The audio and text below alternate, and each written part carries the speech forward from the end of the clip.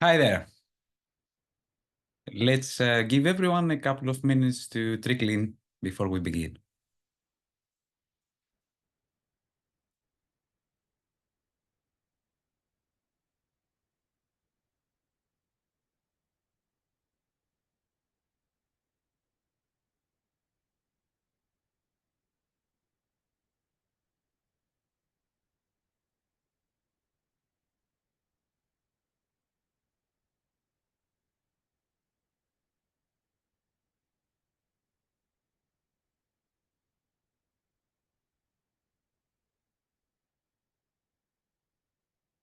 For anyone that just joined, we're just giving everyone a few minutes to trickle in before we begin.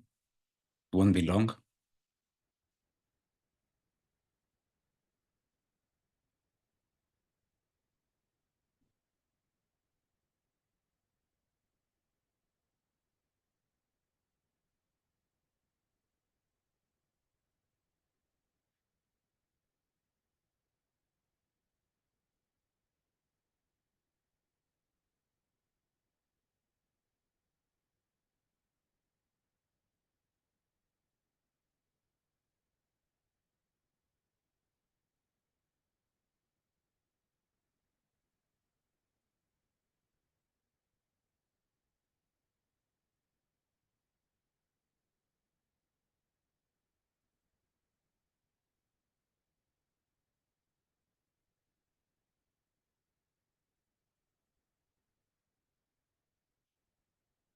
Hope everyone is doing well today.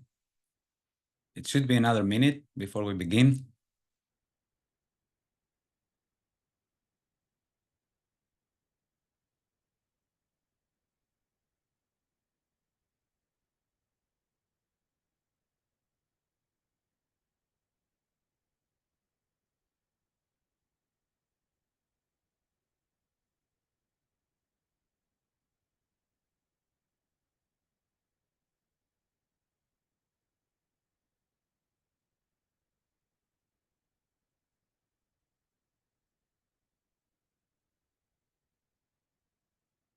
Okay, how are we looking, Ryan? Can we start? Yeah, go ahead. All right. Hey, everyone. Welcome to Attack Path Management, the BloodHound Enterprise Way.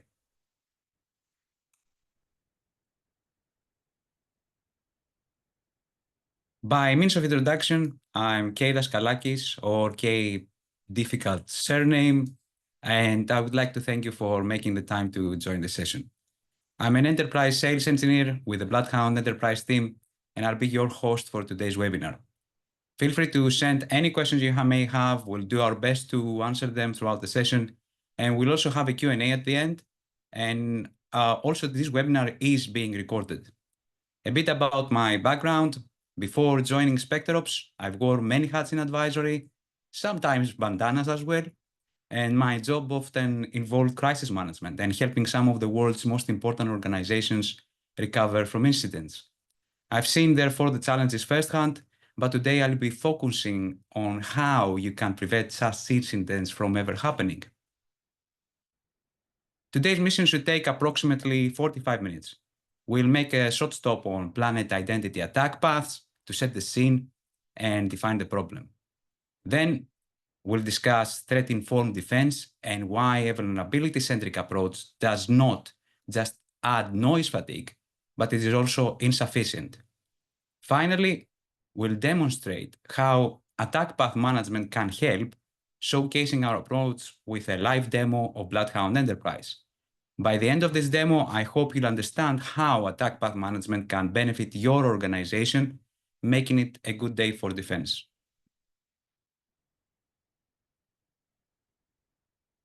Now, let's face it, Active Directory is a primary target. If any product today advertised automatic transitive trust as a feature, we'd probably be alarmed, right? Yet, here we are. You have to assume breach. Initial access doesn't matter. Whether it's through email, a remote management tool, insecure VDI, or VPN, it's always the easiest part of the attack. You can also patch all you want. CVEs are resilient and respawn. Even if you fix all of them, you will still not account for zero-day vulnerabilities. You will by design make an error the attacker can use. Even with automation and cloud protection, you can't fix a 25-year-old technology built for another time. Misconfigurations in AD delegation, group policy, or applications like Exchange or SCCM are inevitable. Arguably now, detection is your first line of defense, not the last. And it certainly, though, does not add immunity. Yes, you need to improve your efficacy, for instance, by using tooling, improving log collection and analysis, or getting your SOC better prepped with regular purple teaming exercises, which SpectreOps could help, by the way.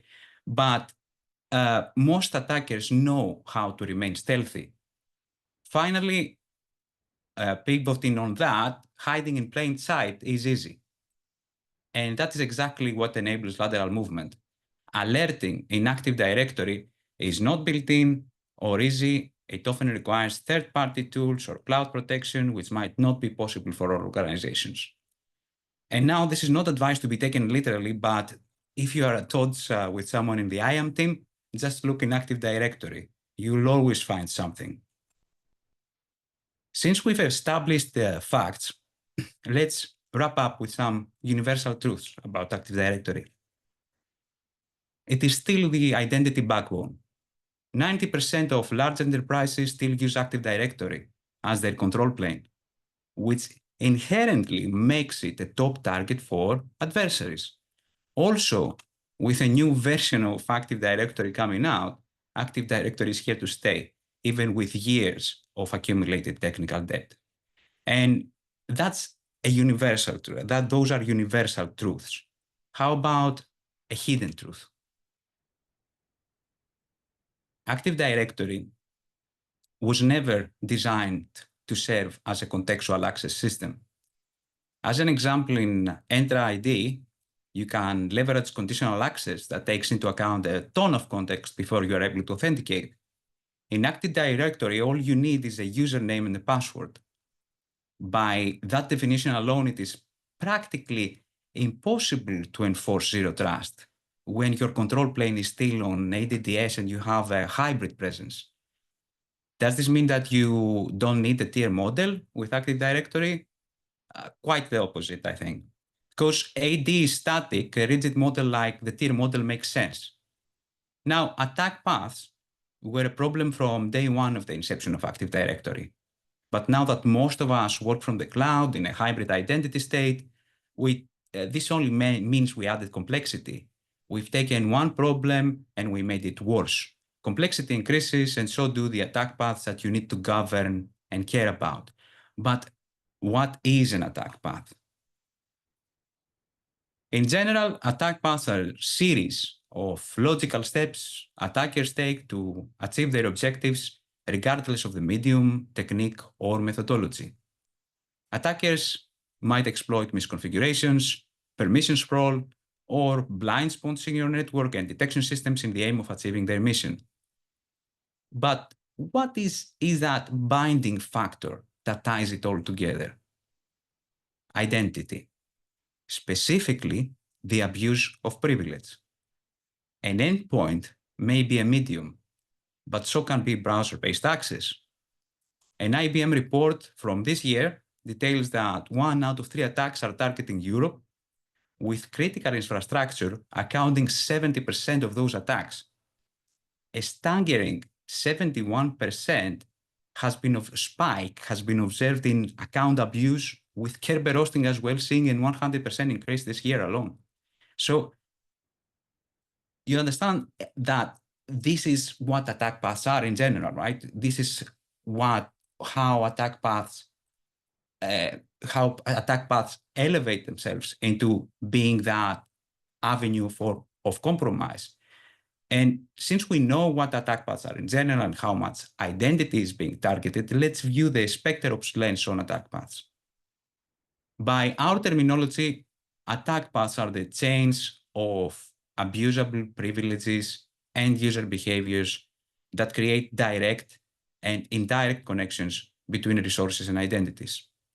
As an example here, we have a user with effective full control rights on a large group, which in turn is a nested member of a smaller group that has admin privileges over a server. In this case, the user is effectively an admin of that server, even though there's no direct connection between the two. And this is probably the simplest type of attack path you can see in real environments, which brings us to the need of having a threat-informed defense program. In cybersecurity, there's an old saying, to secure a system well, we should power it down, encase it in concrete, and drop it to the bottom of the ocean. But let's be honest, no one would pay for or use such a system, right? And since I've started this section on this note, here's another InfoSec joke. Two men are out hunting when they stumble upon a lion. The first man stops to tie his shoes, and the second man says, "Are you crazy? You can't outrun a lion." The first man replies, "I don't have to outrun the lion. I just have to outrun you." In security, sometimes it's about defining your sacrifice and outrunning the immediate threat. Focusing on security and increasing the cost of attack is the best deterrence you can bring on the table. It's always better to have appropriate controls than trying to control everything.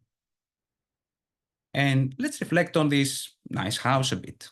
It's a nice quiet day in the hood today, but it's going to get really bad real soon. What paths would attackers try to take to enter the building?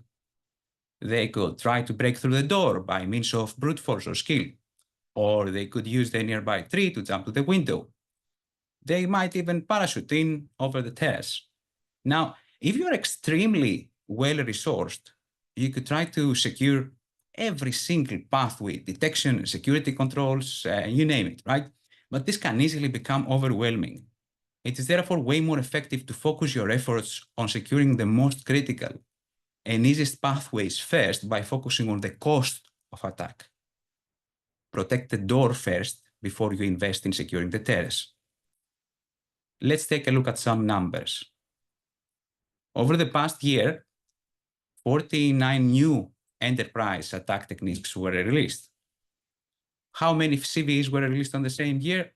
They pretty much exploded to 29,000. In other words, defending against vulnerabilities alone is impractical. You still need to identify and patch systems with exploitable vulnerabilities, but you stand a far better chance if you focus on adversary behavior. The vast majority of adversary behaviors cataloged in attack do not rely on an exploitable vulnerability. Skilled adversaries are adept at using whatever they'll find lying around your network. At this point, they begin to live off the land, using the tools, resources, and connections that exist to support your enterprise's operations. The only difference is that instead of using those resources for, let's say, collaboration, the adversary uses them to achieve their own objectives. So what is the best way to inform defense? Systematically, that's the key word here, systematically learn and adopt deep adversary tradecraft and technology to assess, organize, and optimize your defenses. Put simply, use known adversary behaviors as a lens through which you view your defenses. By looking at your organization from the adversary's perspective, you gain critical insights into how to prioritize your security operations and that investment. And you understand as well how your own enterprise resources could be used against you. The more you demystify the attacker, the best chance you stand against them. So for those fans of BloodHound Community Edition, I'm one, by the way, why not use BloodHound Community Edition? BloodHound Community Edition is not systematic. It is built to enable the security testing mission, not defense, let alone a threat-informed one. It relies a lot on expertise that is not at the core of the blue team's responsibility. The need for systematic, holistic, and continuous discovery that ties with threat-informed defense is solved in BloodHound Enterprise. which brings us to the final chapter, that of attack path management. So what is attack path management? It is a unique defensive methodology against attack paths, first defined by SpecterOps in 2021. Attack path management addresses the root cause of attack paths systematically based on three foundational pillars. Those are the comprehensive and continuous mapping of all known abusable attack paths by tracking every connection and every relationship in your network, as even small changes can create a butterfly effect. Based on this knowledge now, by enumerating all your attack paths, we can empirically risk assess and identify choke points that enable us to block the largest number of pathways using the least amount of effort. And finally, attack path management is meaningless without practical, precise, and safe remediation guidance. With that, we firmly believe in SpecterOps that remediation should not require drastic changes or expert-level knowledge. It should have expected outcomes based on mathematical analysis, not estimations, to enable to do what? To enable users to avoid anxiety-inducing exercises rather than introduce yet another one.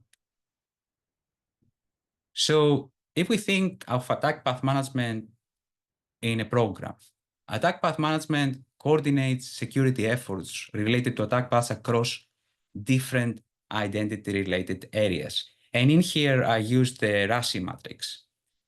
It informs your program about identity risks and governance issues. It ensures everyone has the information needed to make smart decisions, and it helps IAM to act based on that expert advice that is precise, accurate, and safe. As an example, some of our larger customers are already forming attack path management functions within their organizations. The new team consists of members from all three other known functions, and it is easy to see how this can bring net positive results in cyber defense by collaboration alone. So, what is BloodHound Enterprise? It's a first-of-its-kind attack path management platform created by experts in adversary tradecraft, fueled by empirical real-world research to enable the easy elimination of millions of attack paths that enable lateral movement, which can result in the control of your company. Think of BloodHound, which pioneered attack path mapping for red teams, enabling them to do a better job in the security testing mission. BloodHound Enterprise aims to give that power and confidence back to the blue team, the defender. And before we dive into the technical demonstration, there's one last point I'd like to address. Since 2021, the term attack path management has gained traction, and that's great. And many products now claim to do what we do, or even better. So you might be wondering, why should I choose BloodHound Enterprise? First, let me give you 4 reasons why you shouldn't choose us. Don't buy BloodHound Enterprise if you're looking for a silver bullet. No tool can solve all your cybersecurity challenges without any additional effort or strategy. Similarly, if you think point-in-time assessments are sufficient to tackle the attack paths problem, don't buy PHC. Attack paths are unfortunately dynamic and constantly changing. Also, don't buy BloodHound Enterprise if you have a relatively simple IT environment and are ready to invest in preventative controls. And finally, don't buy it if security is not a priority for your organization. This now may sound a bit daft, I understand, but some organizations, and I've seen that firsthand, would rather pay increased cyber insurance premiums over buying security tooling. Now, here are 4 compelling reasons why you should choose BloodHound Enterprise. Our results are definitive, driven by mathematical analysis, not just estimates, And this ensures you get precise, reliable data to base upon your decisions. We handle scale and speed like no other, and we have the evidence to prove that right now. We're not talking about it, we do that. We have customers managing environments with over 10 million objects. Our product is built on cutting-edge research from SpecterOps. If you have followed our work on ADCS or more recently SCCM misconfigurations, you know how critical this is to actually be the research team that can fit into such a product first. Finally, we're probably the only product out there that can claim a cross-functional role in organizations that red and blue teams work hand in hand, as most red teams are already familiar with BloodHound. And with that, I think it's time to dive into the technical demonstration so you can see BloodHound Enterprise in action.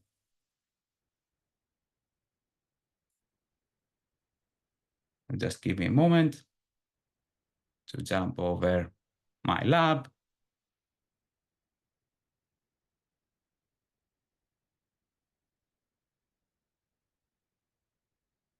Okay, so this is a familiar view. If you have previously worked with the open source version of BloodHound, either the legacy or the more recent community edition, you will be familiar with this view, the explore view. If you haven't and you're seeing this view for the first time, this is how it looks like when you start. A blank canvas that is ready to be drawn with attack pass. Now, let me begin our demonstration with a search for a user. So I'll just search for a user. This user, in this case, is a service account.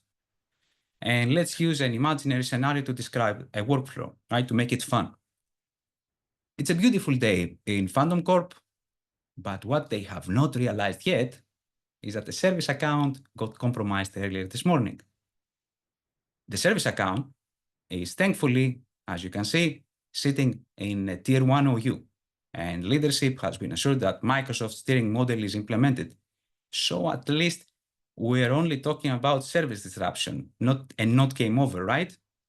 Well, not quite. Let's take a look and expand the local admin privileges here. And let's change the layout to sequential. Now, since not everyone in the audience may be familiar with what we're seeing here, let me be your guide. The service account is a member of the domain-specific built-in group of domain users, which is a member of the broader in scope built-in group of authenticated users. So far, so good, right? This is by design. What is not by design is this. The fact that a very large group, authenticated users, which includes all users authenticated in the domain, as well as users from trusted domains and forests, is an admin on Phantom's domain controller. So unfortunately for Phantom, this is game over. They now have to trigger their incident response playbook, contact legal and their cyber insurer to handle the fallout in reputation and damages.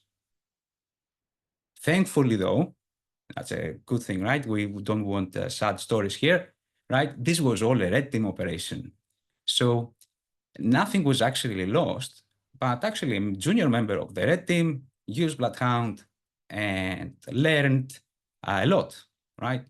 They learned quite a lot about lateral movement and privilege escalation that was performed here, like what admins can do without logging on a system, what forensic artifacts are left behind, how an EDR product may detect a technique used to abuse that privilege, then a lot of additional articles that cover all the above. Connecting the dots with the presentation you've just watched, this is a prime example of a compromise via group nesting, which aligns with what a living of the land tactic is. The attacker uses, in this case, a legitimate account, this service account, right, for legitimate use, to evade detection and achieve their objective by exploiting a misconfiguration hiding in plain sight. If we move this example to a pathfinding exercise now, right? Okay, let's search against the domain controllers of, let's say, Phantom Corp. Okay, we have something here. Let me change the layout again. So we can see there are additional misconfigurations here we can exploit, right, to own the domain. In this case, domain users has privileges to perform two different types of ADCS, ESC attack scenarios against the target domain, a 6B and a 3, which would again be a game over in real situation. Now, as an example, right, I could go deep if I wanted, right, with just using this composition, right, which is a powerful feature. It allows me to see the complex web of misconfigurations and relationships that on their own do not constitute a vulnerability, but combined together allow the attacker again to achieve their objectives. If I go back into the original attack path view, what can I see here, right? I can see I have these edges, and each time, let's say the red team has been very kind and they share the report with all this information to the blue team. And now the blue team, after spending a lot of time debating and studying the impact of removing these misconfigurations, is finally ready. Let's say it took them 1 month and they're ready to move on and fix stuff. So let's simulate that fix in BloodHound. I'm opening the attack path edge filter here, going down to the Active Directory Certificate Services edge types and ticking off the two edges. Let me see again what's edges 3 and 6B.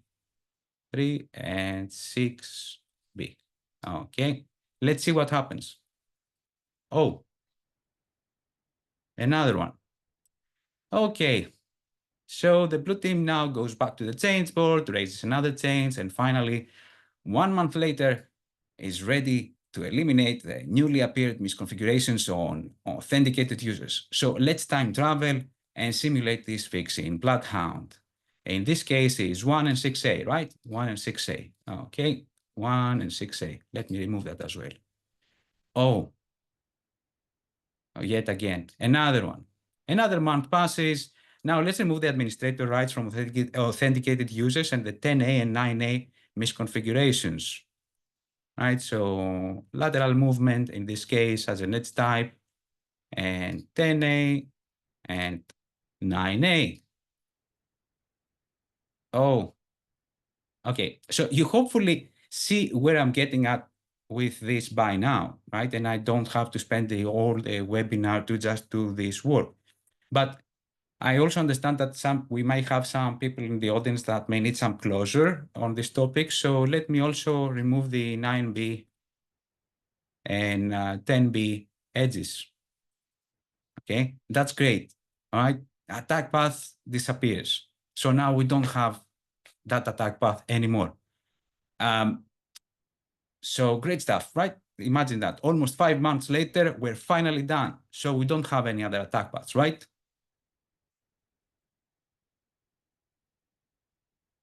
Oh, yeah, don't worry. I won't continue playing the whack-a-mole game. If there's one thing that I would like for us to keep from this exercise, it's that you're practically guaranteed to miss an attack path when trying to play a defensive game with tooling that is designed for offense. Similar to a map, there are many roads that lead to Rome, but there is a finite amount of gates. And that is the approach that we have taken with BloodHound Enterprise. At the top or in the center sits your tier 0. And Phantom Corp has a couple of domain controllers, some tier 0 GPOs, the well-known built-in groups, and some other groups that have been classified. We have used BloodHound classified as tier 0, and some users. And is that all? No, of course not.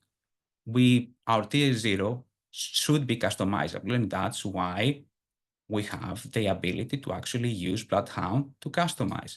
So in this case, right, I know a group in here. I won't do that in here because it will keep off an analysis again of all the attack paths. But if I wanted to add, let's say, my this is Sinkers group in there, which is a known tier 0 for me, I could add this, and this would expand my tier 0.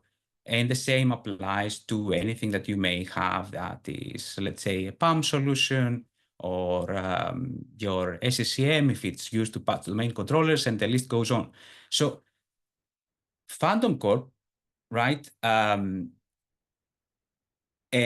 any other business like Phantom Corp, after the pen test, contacted SpecterOps, got on a trial and decided to buy BloodHound Enterprise. And like a lot of our other customers, they started a project where they use BloodHound Enterprise as their classification starting point. And this enabled them to assess on impact and cost of expanding their tier 0, as marking and classifying everything as critical also means a ton of controls from a detection, enforcement, and compliance perspective that can prove to be really costly. Going back into the attack path view, do you remember the attack paths we were picking up from the Pathfinder? Can you actually view some of them here? Okay. I appreciate there were quite a few. Thankfully, I've taken a note. So the first ones we picked up were 6B, and then I'll just pick them as here, right? 9B, the admin 2, the ADCSCC 3, the 1, and 9A. So let's pan out a bit. Do you realize what we're seeing here? Phantom Corp's blue team now has a strategic view of the battleground where they can see all the attack paths, the known attack paths by research, against their critical identities automatically analyzed and surfaced for them. What's great is that they don't have to be experts now in Cypher to visualize the risk. I didn't touch Cypher, right? And risk that was hiding in plain sight. And paying consultants now means the project team can see focus on more advanced topics that justify their high paid rates and are more than dealing with technical debt, like who can target C-level executives, for instance, or how do I protect my data from exfiltration? What is important here is that each one of these compo nodes, and I'll pick 9A as an example, represents a choke point, a point where multiple routes of privilege escalation and lateral movement converge. Controlling a choke point, from a war analogy, is the same as controlling a mounted pass. By controlling the pass, you can prevent the enemy from advancing and force them to take longer, more difficult routes if one exists at all. So Phantom now can see that there are 5 principles involved that can perform this attack, with one of them being a very large group. What they can also see is the amount of exposure over time for the specific active attack path, which has been introduced, in the environment. And it is based on this number that BloodHound Enterprise applies that critical tag. So this is not a matter of, may I say, estimation or assumption. It is not abstract. It is precise and objective. What the Phantom Blue team sees at the top is a short description and a short remediation. But they are positively shocked by the amount of detail when they click the remediation guidance. So on the right, they can see pretty much their change control specific to their environment, the short description, the technical background, references to back up the need for this change against stakeholders that may have objections, and a practical, precise, and safe step-by-step guide that includes screenshots and recommendations from our research team on how you should tackle this problem, this misconfiguration. It also includes the ability to download the CSV file with just the findings, without additional context, to ensure the operational risk is managed. Now, remember the 3 pillars of attack path management? We discover continuously, we risk assess on impact, and we provide you with remediation guidance that is practical, precise, and safe. Beyond that, we give you a baseline that you can work from and move forward. You can't stay on the baseline. This is whether you're undergoing a classification project, managing your posture, planning for your identity risk remediation, or dealing with compromise recovery, where one of the most mundane yet required things I had to do was reporting. What we see here is that fandom is on a really precarious state, right? When it comes to exposure. A state which, in my opinion, when observed, makes the zero trust principle of assumed breach very credible, very, very, very fast. If we go on a 6 months view, we can also see on, by the way, these cliff edges in here is because the data did not exist before that time.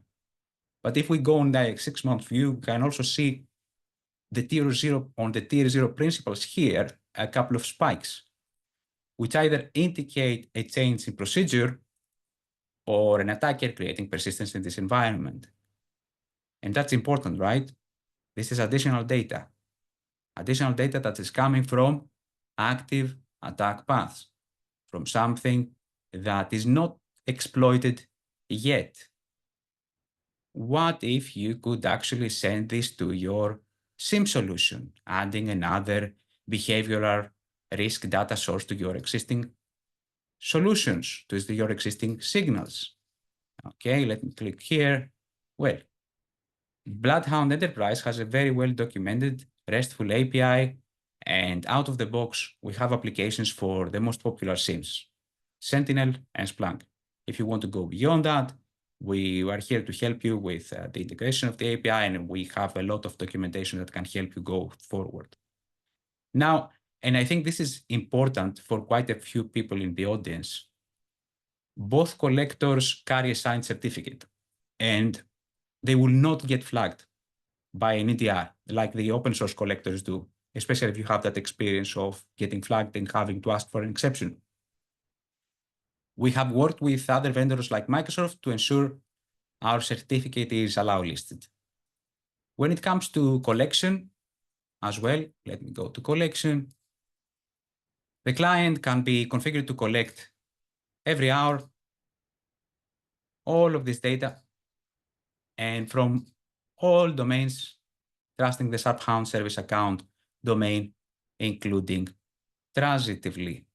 Creating the client as well also provides us with a token. So this is a token that ensures the connection is secure and dedicated to Fandom's tenant. This collector does not work on its own. On the basic technical side, we integrate with any identity provider that supports security assertion markup language. So Fandom Corp is using their Enter ID conditional access policies, for instance, to govern authentication. And do we stop at Active Directory and ADCS? No. We do Azure RM, Enter ID, and Microsoft Graph.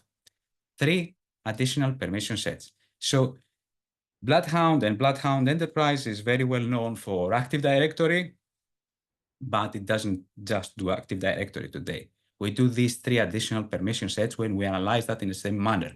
The tier 0 node here does not contain principals, identities, resources that have to do with your Active Directory that exists in Active Directory. It contains things that exist in Azure. And in this example as well, it's a bit easier to evidence because I think this is quite important. It's one thing to tell about mathematics and estimation and talk about it, and another thing to evidence it. So I'll take this as an example, right? I can see this is saying a moderate risk in here. Okay. Let me expand this view, right? And what I'm going to do here is I'm going to count nodes. So tier 0 node, level 1 node, level 2 node, level 3 node. Okay. Let's go and follow through to this choke point here. Okay. Level 1, level 2, level 3, level 4, and level 5. So even from a visual perspective, it's clear that this represents a higher exposure than the others. The other nodes under that, they just don't have a direct attach. They are not the last mile, right, to your tier 0. But we have that information in here. So we don't just care about tier 0. We care about everything. The information is there. You can use Cypher, your Explorer, etc. But this is about how do I protect my control plane, whether this is in Active Directory or in Entra. And okay, we've seen that visually, right? But how about we actually see the numbers, right? So let me go in here, explore, right? And this will populate, right, with the impound object control and how many principals are involved in there. So you can see, keep this number, it's around 3.5K principals. If I, in what? In an environment that has around 6.3K resources in total, hence why a moderate risk. It's around 50% of the total resources and identities in this specific environment. One final piece from me for today. In Azure, where possible, we have intentionally followed the approach of using screenshotted remediation guidance, as we do recognize the positive impact, but also the volatility of Microsoft's cloud offering and how difficult it is to keep up with change or upskill new operational talent. So we opt for the easiest way to explain to an admin how to do their path, and also something that they are in control. It would have been very easy. It is very easy to do a lot of that stuff with commands and KQL, but that it adds anxiety for a lot of folks out there. As a closing remark, you get all of this from the same portal. So Phantom, our imaginary company today, was able to establish a risk across their different environments, trusts, forests, domains, tenants across the world, and apply ruthless prioritization in their remediation planning so they can fix the right problems at the right time. What's even greater, as they recently done an acquisition of Wraith Corp, they avoided the stalled merger by evaluating their risk in under 24 hours. And with that, I would be more than happy to receive your questions.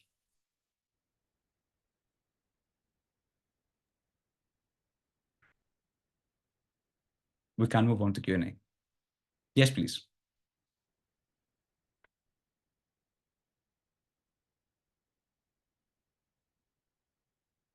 There's also a couple in the chat that I left for you to answer. Okay.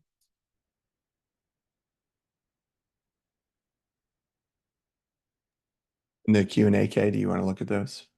Yes. Okay. To get the best, most complete view of attack paths, is it necessary to perform the BloodHound recon from a domain admin account? That's an interesting question. The ask here, right, is how do you view the? But let me read this again. To get the best, most complete view of attack path, it is necessary to perform BloodHound recon from a domain admin account. No, sorry. That has a clear answer. Now I understand what you asked, sorry. So Sean, we just need domain user privilege to get most of the data.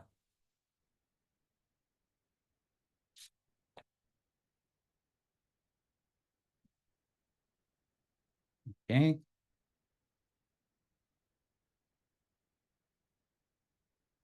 We also have a hand up.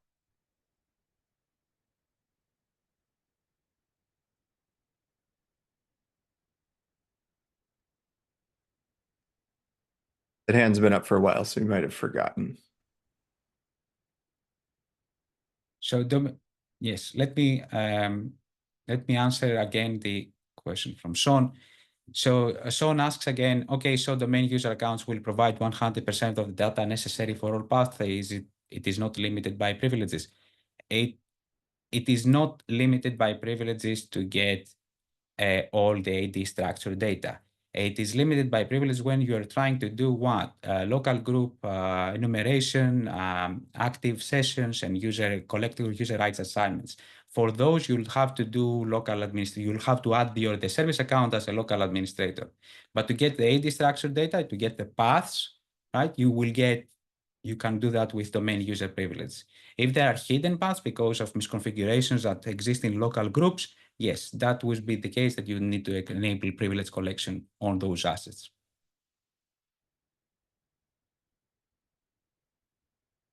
There's a couple other questions in the Q&A.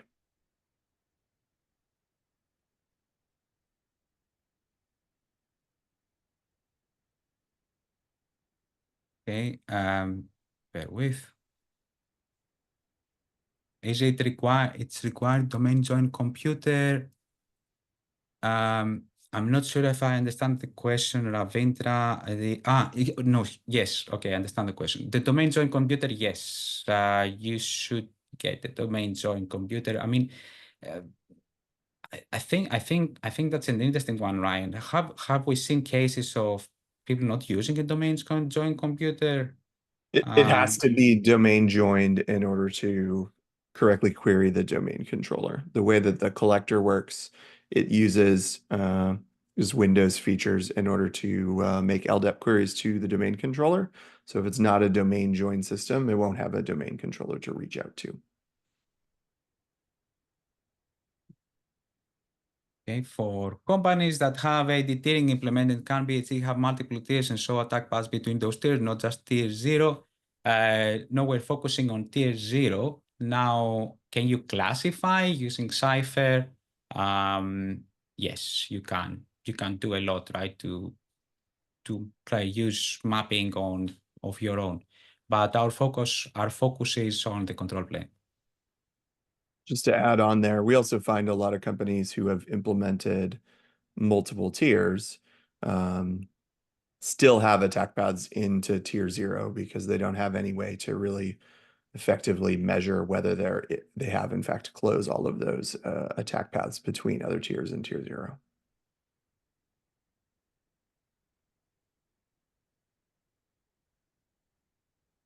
And which of these features shown are exclusive to the Enterprise Edition? All of them. So most of the features that you have seen, I'm sorry, I was trying to open the Q&A, but I cannot see both of the views at the moment. So the enterprise features are the attack paths view and the posture. I say if we focus just on the views, right? But there are a ton of other features that have to do with BloodHound Enterprise. And the explore view and the group management view that you've seen before, that exists also in the BHC, in BloodHound Community Edition.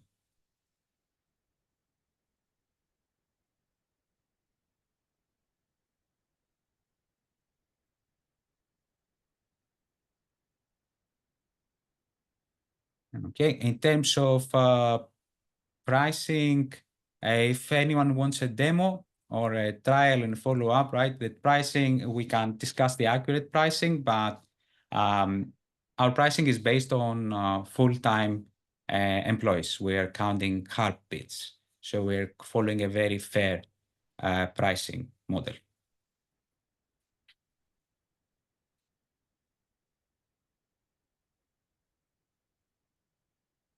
Okay.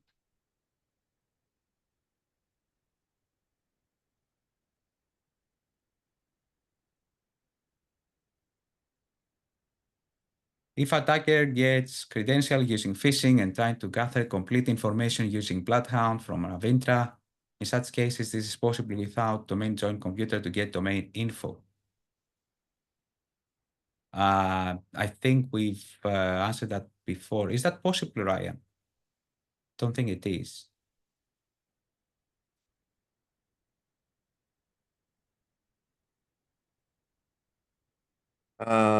Potentially they could pass those credentials along. There would be some extra steps that they would have to do. I'm not going to say it's impossible. There's a lot of things that are possible. But that's more of open source type question. Yeah. Not how BloodHound Enterprise specifically would not function that way because you can't modify the parameters the way that you can in the open source collector.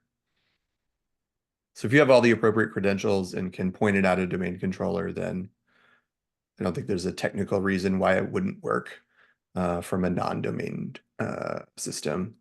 When I was answering before, I was answering it specifically from the BloodHound Enterprise collector, where we can't change any of those parameters or send it extra credentials. It has to run from a domain joined system.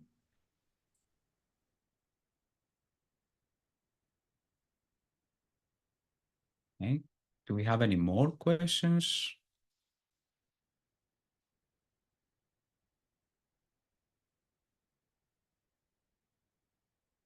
Just going through.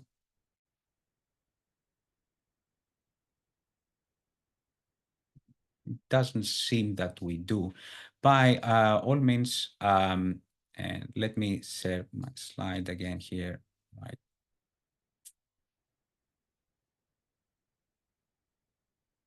Okay. We have something for you today, right? That's what I was trying to do before, then I couldn't, right? So you will keep seeing my face, not the Q&A. Since you joined today, we provide this code, right, that you can use to get 15% off on our virtual EU trainings on June 24th to 27th. And you can learn more and register on those at the link provided. Unless there are any other questions, I would like to thank you for all your questions and for joining. I hope you found it beneficial, and I'm looking forward to working with you on a trial of BloodHound Enterprise for your organization, one of your customers, as perhaps as well as we recently started the partner program. And if you have any follow-up questions, please send me a message. I would be more than happy to answer that. And thanks for playing.